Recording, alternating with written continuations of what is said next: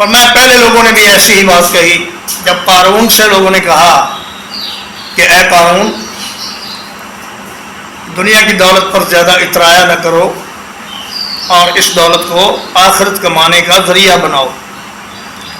وابتغ فیما آتاک اللہ الدار الآخرہ ولا تنس نصیبک من الدنیا.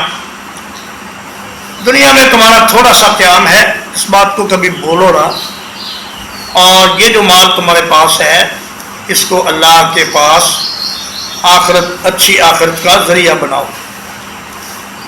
تو اس نے کہا انما اوتیتہ علی علم عندی، کہ نہیں جی یہ تو جو مال و دولت اور خزانے مجھے دیے گئے ہیں یہ تو میری مہارت اور قابلیت کا نتیجہ ہے. تو فرمایا کہ پھر اللہ پاک نے اس کو اس کے مال اور اس کے سامان سمیت زمین میں دھنسا دیا.